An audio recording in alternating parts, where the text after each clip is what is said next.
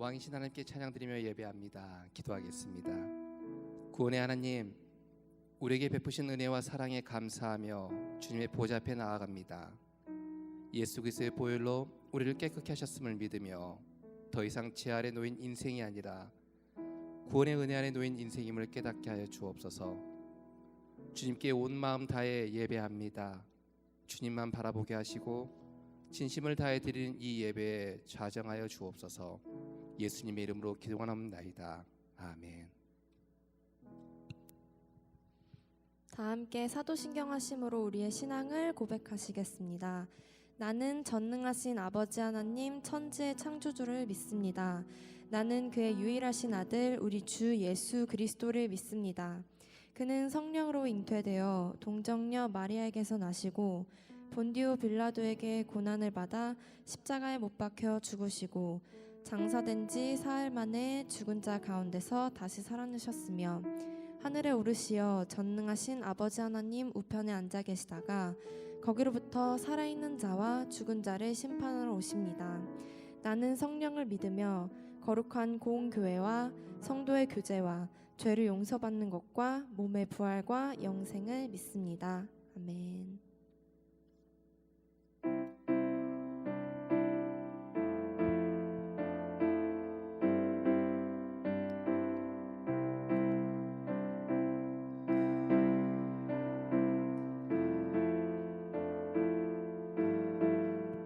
오 신실하신 주, 오 신실하신 주, 내 아버지여, 늘 함께 계시니 두려움 없네.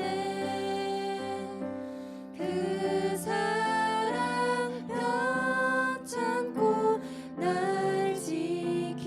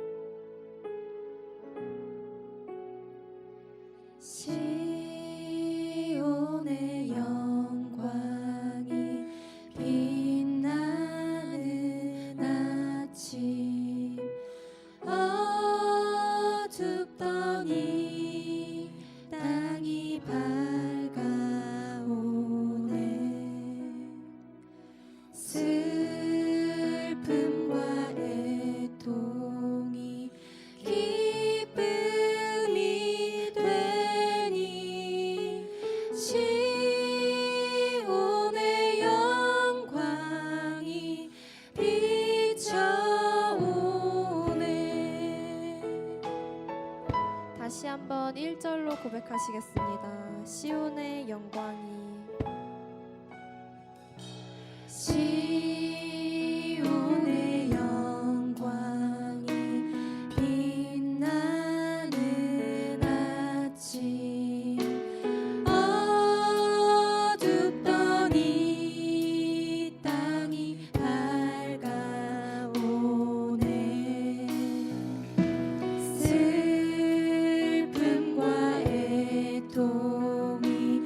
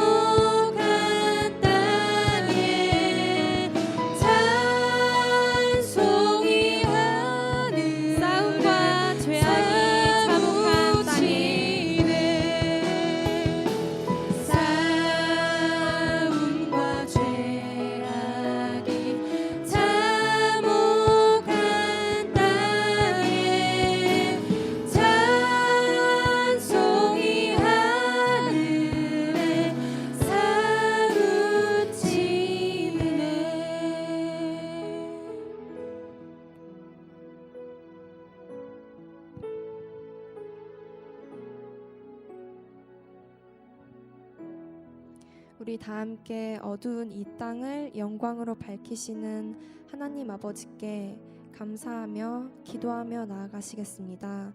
우리 다 같이 간절한 마음으로 기도드리시겠습니다.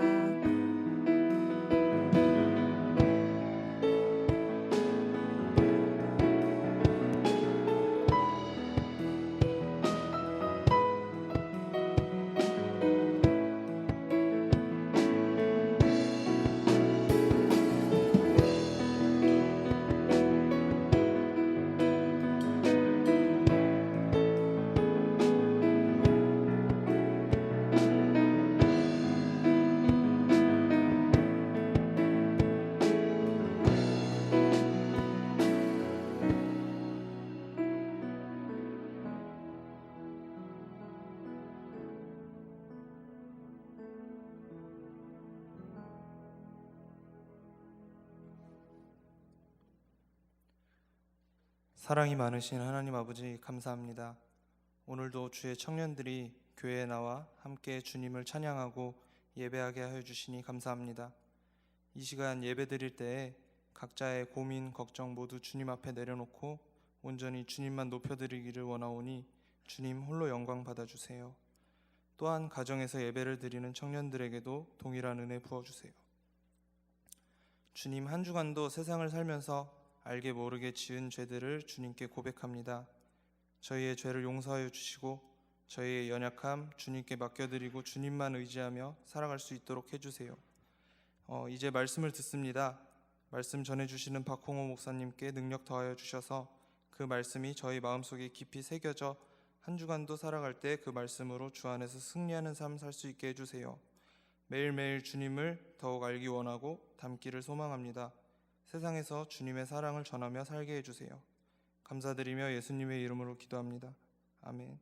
이제는 주님이 가르쳐 주신 기도를 드리오니 하늘에 계신 우리 아버지, 아버지의 이름을 거룩하게 하시며 아버지의 나라가 오게 하시며 아버지의 뜻이 하늘에서와 같이 땅에서도 이루어지게 하소서.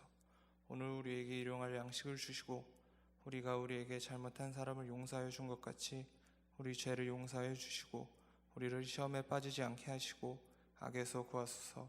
나라와 권능과 영광이 영원히 아버지의 것입니다. 아멘.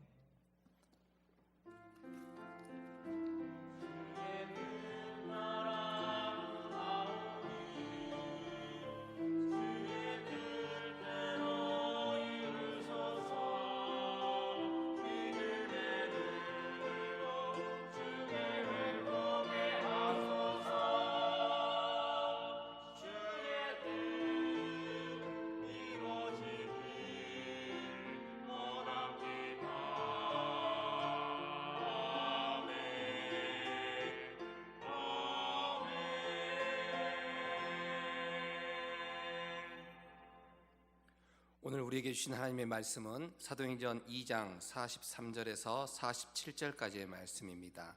신약성경 190면에 있습니다. 사도행전 2장 43절에서 47절까지의 말씀을 찾으셨으면 한 절씩 교독하겠습니다. 사람마다 두려워하는데 사도들로 말미암아 기사와 표적이 많이 나타나니 또 재산과 소유를 팔아 각 사람의 필요를 따라 나눠주며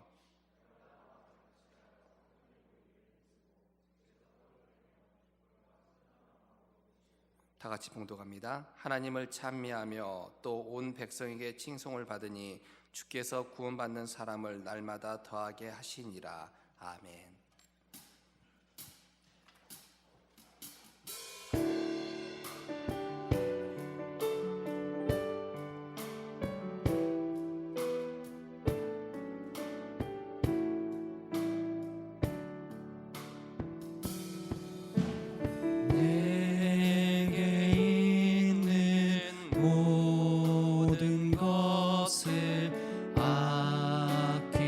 아낌없이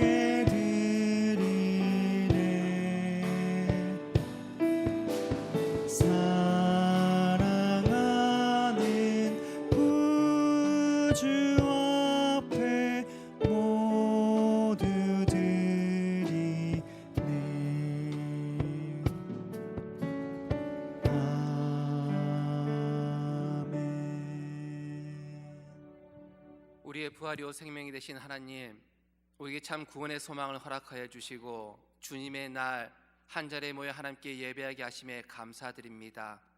이 부활의 기쁨을 우리에게 허락하셨사오나 여전히 우리의 공고한 삶 가운데서 하나님을 외면하며 하나님의 그 은혜를 기억하지 못하며 살아가는 어리석은 우리가 되지 아니하도록 주님 우리를 붙잡아 주시옵소서. 다시 한번 주님 앞에 나와 주님께서 주신 그 은혜 앞에 사로잡히고자 온전히 우리의 마음과 뜻과 정성을 하나님께 드리오니 주님 홀로 영광받아 주시옵소서. 하나님을 인정하게 11조 드립니다. 범사에 감사하게 감사함을 올려드립니다. 오늘도 우리를 통하여 하나님께서 일하시기를 원하는 것을 알기에 각종 목종 예물을 하나님께 올려드립니다. 이 예물이 쓰이는 곳마다 하나님의 나라가 이 땅에 이루어지게 허락하여 주시고 오늘도 우리의 삶의 자리에서 하나님의 나라가 이루어지고 있음을 믿음으로 고백하는 우리 청년들 되게 하여 주시옵소서. 특별히 간절히 바라옵기는 이 혼탕한 세상 속에서 온전히 하나님의 말씀을 진리 삼아 살아가는 우리들 되게 허락하여 주시고 오늘도 낭망하고 좌절된 우리의 이웃들에게 부활의 기쁨을 가지고 전할 수 있는 복의 통로들이 되게 하여 주시옵소서. 오늘도 우리의 예배를 통하여서 주님 홀로 영광 받아 주시고 함께 모여 예배드리고 또 각양각처에서 예배드리는 우리의 지체들이 합력하여 주님의 나라 이루는 복의 통로들로 삼아 주옵소서. 감사하며 고마우신 예수님의 이름으로 기도합니다. 아멘.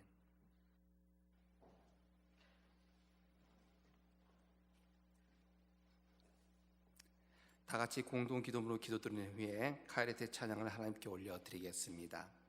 거룩하신 하나님, 은혜와 진리가 충만한 터전 위에 사람을 살리고 사람을 세워 아침 해가 떠오른 땅을 이루어 가시니 감사합니다. 말씀과 기도로 자신을 세워 예수님의 성품을 담게 하시고 주님의 십자가의 길을 따르는 신실한 그리스도인이 되게 하소서. 하늘 문을 여는 예배와 말씀 따라 사는 삶으로 하나님을 섬기며 사랑과 섬김을 통해 우리 이웃을 예수님의 가족으로 세우게 하소서. 하나님께서 우리 교회에 주신 비전에 순종하게 하시고 맡겨주신 사역을 충성과 헌신으로 감당하게 하소서. 주 안에서 가족된 우리가 서로 사랑하게 하시고 시대 정신을 인도하는 빛과 소금으로 살게 하소서. 우리를 신약교회로 부르시어 하나 되게 하신 예수님의 이름으로 기도합니다. 아멘.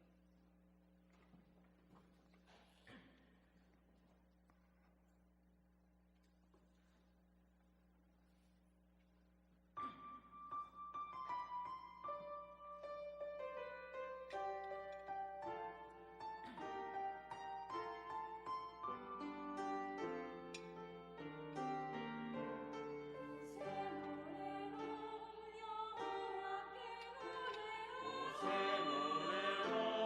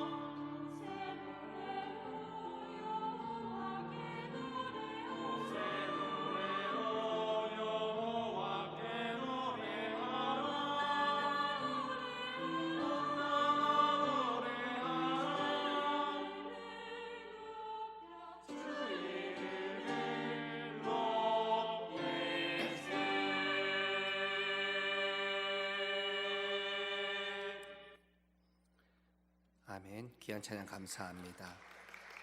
기도하겠습니다. 하나님, 주님의 약속의 말씀 앞에 서 있습니다. 우리의 마음을 열어주시고 오늘도 이 말씀 앞에 반응하여 30배, 60배, 100배로 하나님께 영광 돌리는 귀한 삶이 되게 하여 주시옵소서. 성령님, 우리의 마음을 붙잡아 주옵소서. 예수님의 이름으로 기도합니다. 아멘. 이런 이야기가 있습니다. 바닷가 한 어촌에 할아버지 등대지기가 있었다고 합니다. 등대를 밝힐 기름은 늘 넉넉하게 공급되었기 때문에 어두운 밤하늘을 밝히기에는 아무런 문제가 없었습니다. 그런데 문제는 이 등대지기 할아버지의 마음씨였습니다. 너무나 착했던 것이지요. 그래서 기름이 필요하다고 찾아오는 마을 사람들을 그 사정을 듣고 나면은 조금씩 기름을 나눠줬다는 것입니다. 그런데 어느 날이 되었습니다. 기름이 모자라 등대불을 밝히지 못하는 사태가 발생했습니다. 근데 설상가상으로 풍랑 일던 그날 밤 두 척의 배가 바로 등대 앞에서 파손되는 사고가 일어난 것입니다. 관청에서는 감독관이 파견되었고 이 사고 경위에 대해서 조사가 이루어졌습니다. 결과는 등대지기가 가난한 이웃들에게 기름을 조금씩 나눠준 것이 원인임을 밝히게 됩니다. 결국 할아버지는 이 등대지기의 직무를 파면당하게 됐죠. 이때 감독관이 이 노인을 해고하면서 이렇게 말을 했다고 합니다. 당신에게 기름이 공급된 유일한 이유는 오직 한 가지 목적입니다. 그것은 등대를 밝히는 것입니다. 당신은 가장 중요한 그 목적을 망각했습니다. 그렇습니다. 등대지기의 사명은 등대를 밝히는 것입니다. 자기에게 주어진 기름을 가지고 바다의 등대를 비추어 항해하는 선박들이 안전하게 다닐 수 해주는 역할을 해주는 게 바로 등대지기입니다. 그런데 이 등대지기의 영어 단어로 보면은 키퍼라고 되어 있습니다. 지키는 자란 뜻이겠죠. 불이 꺼지지 않도록 지키는 자, 항해하는 선박들의 이정표가 되어주고 암초나 뻘에 자초되지 않도록 주의를 주는 꺼지지 않게 지키는 자, 바로 그 자가 등대지기라는 것입니다. 그러기에 아무리 자신에게 주어진 것으로 이웃을 섬겼다 할지라도 그 본래의 목적을 잃어버렸다면 그것은 등대지기의 역할을 감당하지 못한 것입니다. 교회도 마찬가지인 것 같습니다. 교회다운 교회, 과연 어떤 모습일까요? 우리는 반문할지 모르겠습니다. 하나님께서 다스리시고 하나님의 계획 안에 교회가 있다면 당연히 좋은 결과 일어나는 거 당연한 거 아니겠냐고 반문하겠죠. 맞습니다. 교회는 하나님께서 다스리기에 좋은 결과와 좋은 방향으로 나아가야 합니다. 하지만 또한 틀립니다. 하나님이 세운 교회는 하나님이 세운 사람들을 통해 일하시기 때문입니다. 교회가 교회다 할 수 있는 거, 그 한 몫은요, 바로 저와 여러분이 교회다운 교회를 얼마나 이루어가느냐, 얼마나 만들어가느냐, 거기에 놓여져 있다는 것입니다. 하나님이 교회란 공동체 안에 지체로 세우신 이들과 함께 하나님의 교회를 만들어 가십니다. 이것이 바로 교회입니다. 오늘 말씀은 왜 우리가 그토록 입으로 외치며 교회 회복을 위해 목소리를 높인 초대교회로 돌아가자를 외치는지 그 모습이 분명하게 보여주는 대목이기도 합니다. 교회다운 교회를 세우기에 고분부투나는 초대교회 교회지기의 모습을 오늘 우리는 주목할 수 있습니다. 오순절 성령 강림 이후 성령 충만함 받은 믿음의 사람들은 움츠린 자신의 자리에서 뛰쳐나와 예수가 그리스도이심과 하나님의 나라에 대한 복음을 전파합니다. 그리고 이 복음 앞에서 회개하고 돌아온 놀라운 변화들을 지금 경험하게 됩니다. 그리고 이 놀라운 변화된 상황 속에서 교회는 태동하게 되었고 하나님의 백성다운 모습을 보여주게 되었다는 사실입니다. 그런데 이 놀라운 사실의 중심에 뭐가 있습니까? 바로 성령님이 이 교회를 교회되게 만들고 있다는 사실입니다.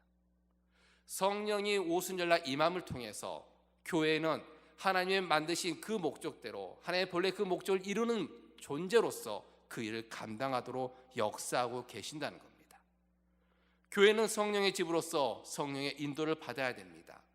그러기에 교회는 세상의 목적을 위해 존재하는 모임이 아니라는 사실입니다.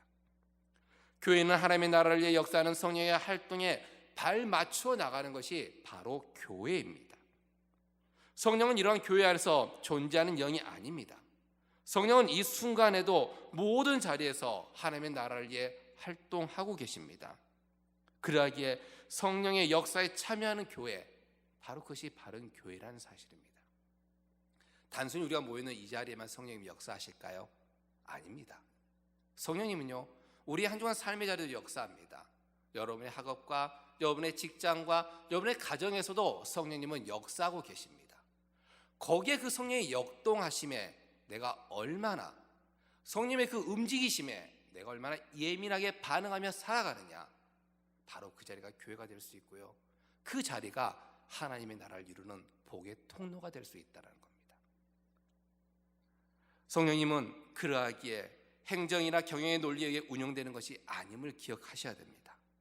교회가 행해야 할 일은 단순히 어떤 사고나 논리에 따라서 판단되는 것이 아닙니다. 교회는 장사하는 것도 아니지요. 교회를 지배하고 이끄는 것은 성령님이십니다.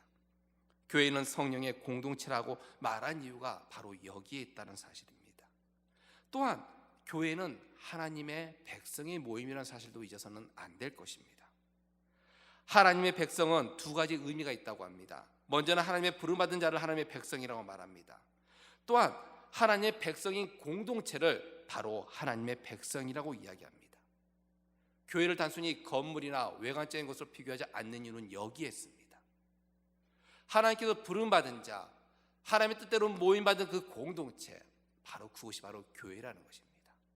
이 교회는요, 나의 사회 욕심이나 나의 것을 인정하며 살아가는 것이 아니라 택함 받고 부름받은 믿음의 공동체의 정체성을 이루어가는 곳이 바로 교회라는 것입니다.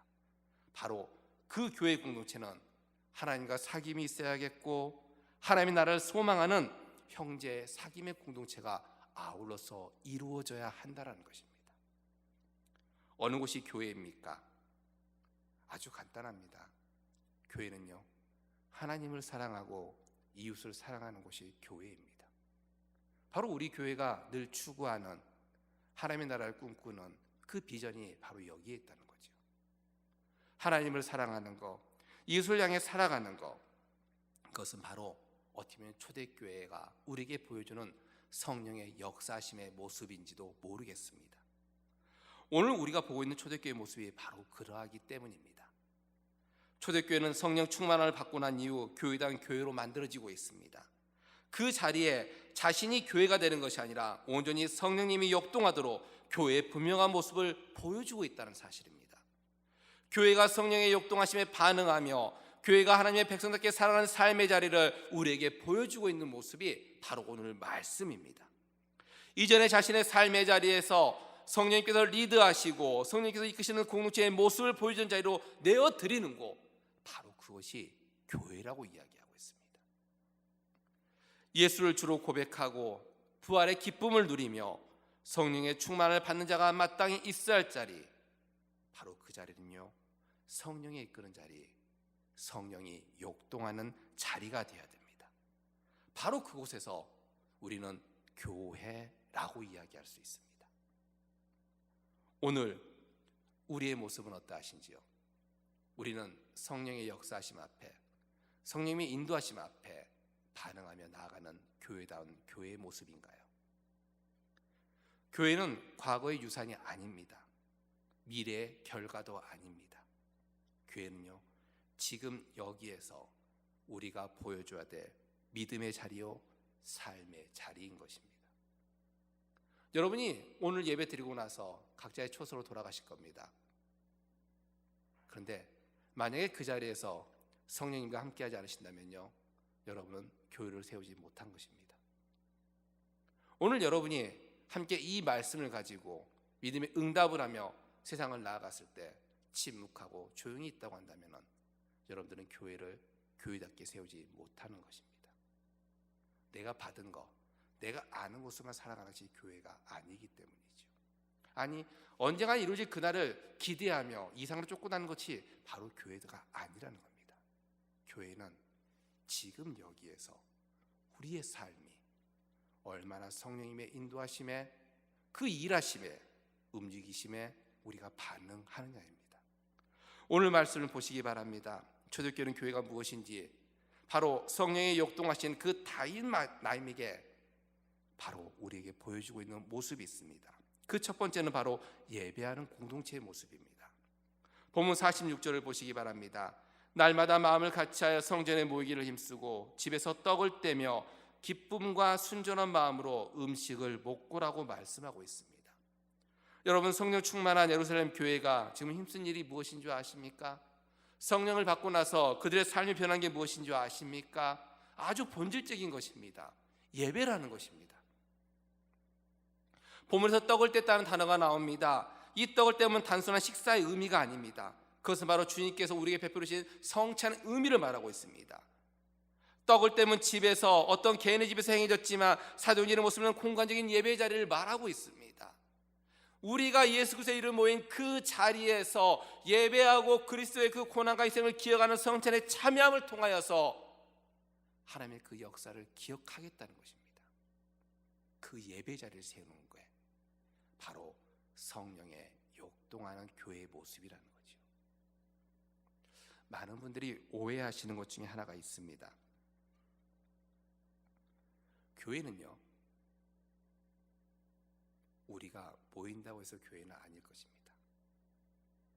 그런데요, 교회는요, 예수 그리스도의 이름으로 모여야지만 교회입니다. 지금 여기 계시지 않고 혹 여러분의 가정에서 예배드리고 있는 우리 지체들이 있다면 지금 그곳에 예수 그리스도의 이름으로 내가 있느냐 없느냐를 판단하셔야 됩니다. 내가 예수 그리스도의 그 이름으로 모이지 않고 그저 앉아 있다면 우리는 종교 행위라는 것입니다. 죄송합니다. 지금 여기 앉아 계시더라도 여러분이 예수 그리스도의 이름으로 모이지 않고 있는 우리의 모습이라면 우리 또한 동일하게 종교 행위를 하는 것입니다. 그러게요. 여기에 있건 저기에 있건 중요치 않습니다. 내가 지금 이곳에서 어떤 마음의 중심으로 있느냐는 거죠. 초대교회는요, 성령 충만을 받고 나서 제일 먼저 변한 게 무엇인 줄 아십니까? 내 자리를 예배의 자리로 바꿨다는 사실입니다. 두려워하고 있는 내 자리가 아니라 하나님을 높일 수 있는 예배의 자리, 예수님께서 보여주신 그 성찬의 자리를 통해서 형제의 나눔의 자리로 바꿨다는 것입니다. 그게 바로 성령님께서 이끄시는 자리였습니다. 오늘 하나님께서는 우리에게 동일하게 말씀하시는 것 같습니다. 우리의 자리에 과연 우리는 예수를 주로 고백하며 모이기를 힘쓰는 예배 공동체로 세우고 있느냐는 겁니다. 초대교회에서는 신자들의 박해 시대도 불구하고 그들은 목숨을 걸고 예배에 참석했다고 합니다. 그리고 이 성찬에 참여했다고 합니다. 혼자 그들은 집에서 예배드리지 않았습니다. 순교를 각오하고 교회에 걸어나가 직접 이 성찬에 참여함을 통해서 내가 그리스도인임을 그들은 드러냈다는 것이죠. 왜? 성령님이 내 마음을 두드리기 때문입니다. 오늘 우리의 삶 속에 성령님이 역동하신다면 우리의 예배 먼저 한번 점검해 보셨으면 좋겠습니다. 나는 과연 이 예배 안에서 예수를 주로 고백하며 주님께서 주신 그 떡과 잔을 먹고 마심에 기꺼이 참여하고 있는 하나님의 사람인지 말이죠. 또한 둘째로 보면 교회는 교제하는 공동체로 하나님께서 세우고 계심을 우리는 주목해야 됩니다. 성령님이 역사하셨더니, 성령님이 오순절 마가다락방에 임하였더니 그들이 변함을 해서 변하기 제일 먼저 무엇인 줄 아십니까? 바로 오직 그들이 하나님 것을 자기 것으로 여기지 아니하고 이웃과 나눔으로 이 기쁨을 온전히 공유했다는 사실입니다. 본문 42절을 보시기 바랍니다. 그들의 사도의 가르침을 받아 서로 교제하고 떡을 떼며 오로지 기도하기를 힘썼다고 말합니다. 44절에는 믿는 사람이 다 함께 있어 모든 물건을 서로 통용했다고 말하고 있습니다. 교회가 힘쓴 일은 교제를 통해 공동체를 이루어 나가는 것이었습니다. 예수님을 주와 그리스도를 고백하는 것은 개인적인 일만이 아닙니다. 예수님을 주로 믿는 이들이 함께 모여 교제하며 교회를 이룰 때 믿음의 진정한 공동체를 경험할 수 있다는 사실입니다. 우리는 초대교회의 변화된 모습을 통해 하나님께서 이스라엘 백성들을 공동체로서 자기 백성으로 부르신 것처럼 이제는 예수 그리스도의 몸된 교회 안에 자녀들로 공동체로 부르신 그 장면들을 우리는 기억해야 하겠습니다. 공동체는요, 다른 것이 아닙니다. 나만의 만족을 위해서 살아가는 것은요, 그런 참 공동체의 모습이 아닐 것입니다. 특별히 본문 44절의 말씀을 보십시오. 모든 물건을 서로 통용했다라고 말합니다. 여러분, 이 말은요, 사도들의 지시에 따라서 억지로 한 것이 아닙니다. 성령을 받았더니 내가 가지고 있는 것들을 모두 나눠주는 것이 아니라 내 가지고 있는 것에 그 여유분을 가지고 기꺼이 나의 연약한 지체들을 향하여서 이것을 내어줄 수 있는 마음이 생겼더라는 것입니다. 바로 자발적인 마음입니다. 자발적인 선한 행위입니다. 아무도 궁핍을 당하지 않도록 서로 돌봐주는 일, 바로 그것이 교회의 이름을 알기에, 믿는 사람들을 세워주는 이름을 고백하기에 지금 이들은 교제의 공동체를 이루어 나가고 있습니다. 우리 교회가 행하고 있는 것 중에 하나가 바로 이런 목적인 것 같습니다. 앞에 보시는 현상을 보시면 잘 아시겠지만 우리는 지금 부활의 기쁨의 50일을 맞이하고 있습니다. 사실 이 날은 너무나 기쁜 날입니다. 예수께서 부활하신 그 기쁨을 우리만의 기쁨이 아니라 우리의 이웃과의 기쁨과 함께 나누도록 우리는 이 기쁨의 50일을 시행하는 것입니다. 바로 성령 강림 주일까지 말이죠. 그런데 특별히 이번 기간에 우리 교회가 행하는 것 중에 하나가 있습니다. 그것은 다른 게 아니라 우리 이웃들의 아픔을 함께 공유하자는 것입니다. 바로 자발적인 공감 소비 운동입니다. 코로나19로 인해서 교회만 힘든 것이 아니라 많은 이들이 힘들어합니다. 그런데 교회가 이런 아픔을 외면해서는 안 됩니다. 왜인 줄 아십니까? 주님께서는요, 그들의 주님도 되시기 때문입니다. 하나님은요, 우리만의 하나님이 아니라 모든 이의 하나님이십니다. 그것을 고백하느냐 고백하지 않느냐일 뿐이죠. 그럼 먼저 믿고 한 우리가, 고백한 우리가 해야 될 게 무엇인 줄 아십니까? 그들의 아픔을 보듬고 같이 가는 것입니다. 그것이 바로 성령 충만함 받은 교회의 모습이기 때문입니다. 교회에서 이런 행함의 일들에 있어서 참 많은 일을 하게 될 것입니다. 특별히 교회에서 시장 상품권이라는 것을 만들어서 우리 지역의 전통시장과 상권들을 판매하도록 아마 우리가 많은 일들을 준비하고 있습니다. 우리 청년도 일에 많이 좀 동참했으면 좋겠습니다. 그것은 다른 것이 아니라 우리의 기쁨이 저들의 기쁨도 되고, 우리가 저들과 함께 나아갔을 때 이 땅에 하나님의 나라가 이루어짐을 우리 교회가 보이는 역할을 해야 되기 때문입니다. 여러분, 교회가 성령 충만을 받았을 때 그 교제는요, 그저 있는 거 조금 나눠주는 거 아닙니다. 내가 조금 있어서 그것을 좀 떼어서 주며 생색내는 게 아니라는 것입니다. 그러기에 바라기는 우리 청년들 사이에서도 이번 2달 동안에 어떤 물건을 구입하시더라도 대형마트나 온라인이나 이런 거 이용 안 했으면 좋겠습니다. 이런 거 말하면 안 되죠. 걸리나요? 뭐 괜찮을 거예요. 네. 뭐 고소하지 않을 테니까. 한번 2달 동안 여러분들 한번 힘드시더라도 지역의 조그만 슈퍼마켓, 문구점 또는 지역의 전통시장 이용하시면서 우리의 이 부활의 기쁨이 함께 여러분과 나누고 싶습니다. 여러분 힘내십시오라고 말해주면서 우리 교회가 이런 교제의 공동체를 잘 이루어갔으면 좋겠습니다. 또한 우리가 마지막으로 성경에 보시면은 성령이 역동하는 교회의 모습은요, 같은 마음, 같은 곳으로 바라보는 공동체라는 사실입니다. 오늘 46절 말씀을 다시 한번 보십시오. 그들이 날마다 마음을 같이하여 성전에 모이기를 힘씁니다. 그리고 순전한 마음으로 음식을 먹고 있다고 말합니다. 날마다 마음을 같이하여 성전에 모였고 집에서 떡을 떼고 음식을 먹으면서 교제하면서 그들은 모든 것을 함께 했다고 이야기하고 있습니다. 마치 사도 바울이 고린도서 1장 10절에 우리에게 권면하는 말씀과 같습니다. 내가 우리 주 예수 그리스도의 이름으로 너희를 권하노니 모두가 같은 말을 하고 너희 가운데 분쟁이 없이 같은 마음과 같은 뜻으로 온전히 합하라는 이 말을 이루고 있는 것 같습니다.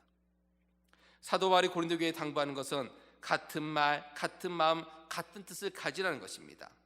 공동체가 가져야 될 3가지, 바로 그것은 이러한 것입니다. 우리 교회가 같은 말, 같은 마음, 같은 뜻을 가지고 나아갈 때 우리는 성령님이 역사하는 그 뜻을 따라서 준행할 수 있다는 것입니다. 그런데 왜 우리가 같은 말을 하고 같은 마음을 가지고 같은 뜻을 가져야 하실 줄 아십니까? 그것은 단 한 가지입니다.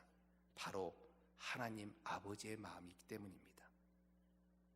하나님의 주목하는 것을 보기 원함이고, 하나님이 원하시는 큰 일을 감당하기 위함이요, 하나님께서 보시는 그곳에 우리가 있기를 원할 뿐이라는 사실입니다.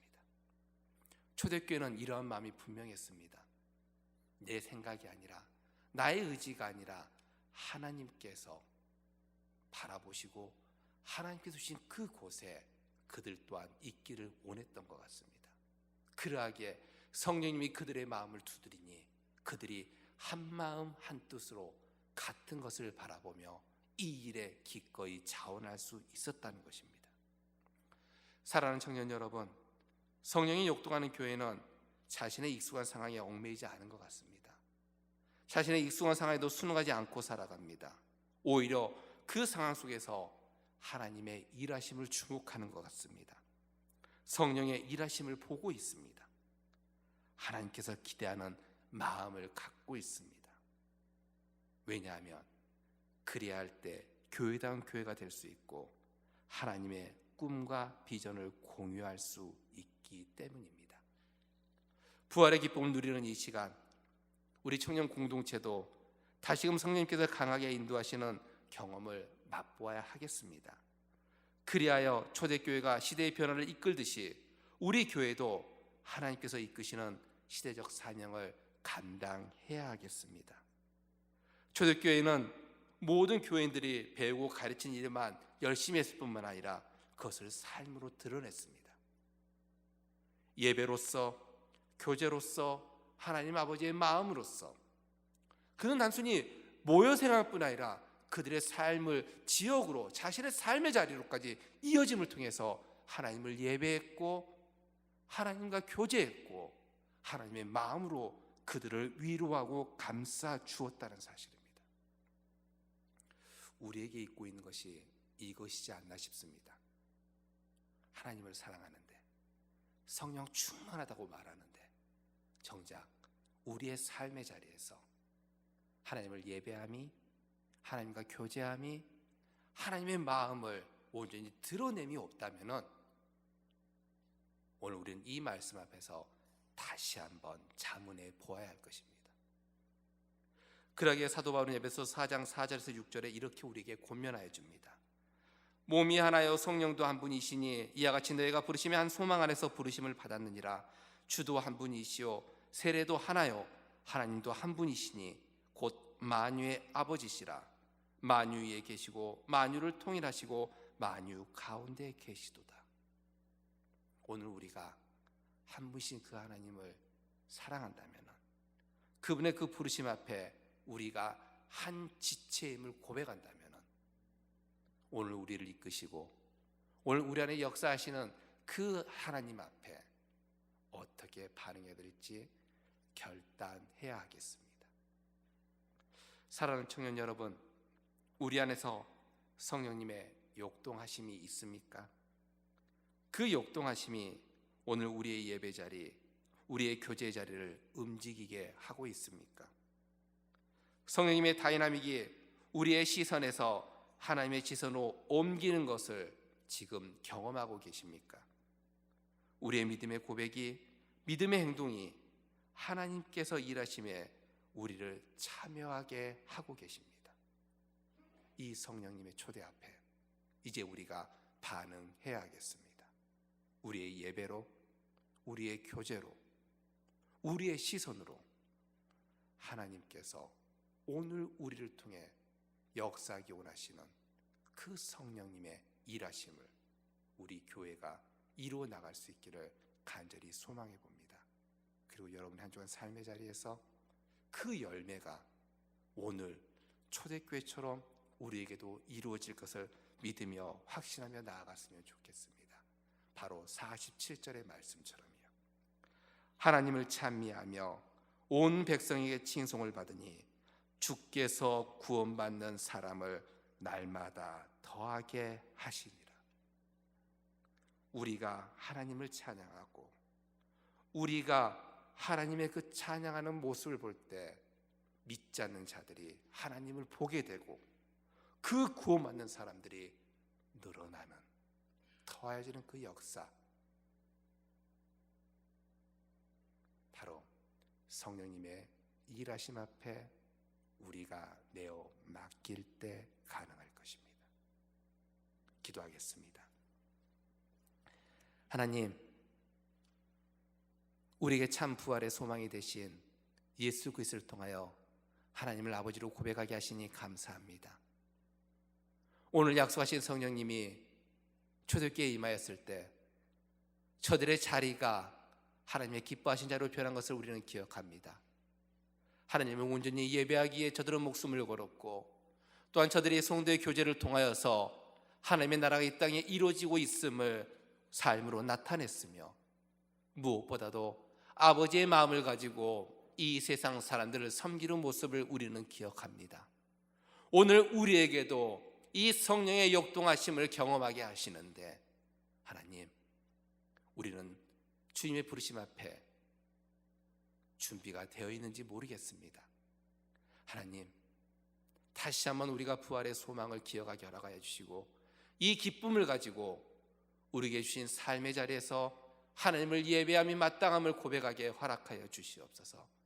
무엇보다 우리의 섬김과 우리의 교제의 모습을 통하여서 하나님의 나라가 우리의 삶에서 일어나고 있음을 고백하게 하여 주시옵소서.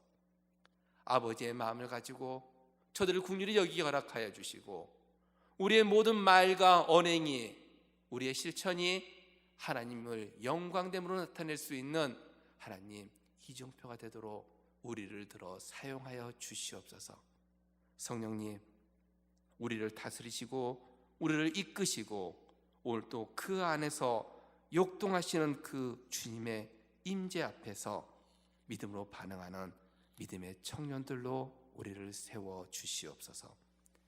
이제는 우리 구주 예수 그리스도의 은혜와 하나님의 지극하신 사랑하심과 성령님의 함께하여 주심이 부활의 기쁨을 가지고 세상을 나아가는 우리에게 성령님이 함께하심을 믿으며 성령님의 인도하심에 따라 살기로 다짐하는 사랑하는 청년들 위해 저들의 한중한 삶의 자리와 또한 저들의 모든 계획 가운데 이제부터 영원까지 함께하여 주시길 간절히 축원하옵나이다. 아멘.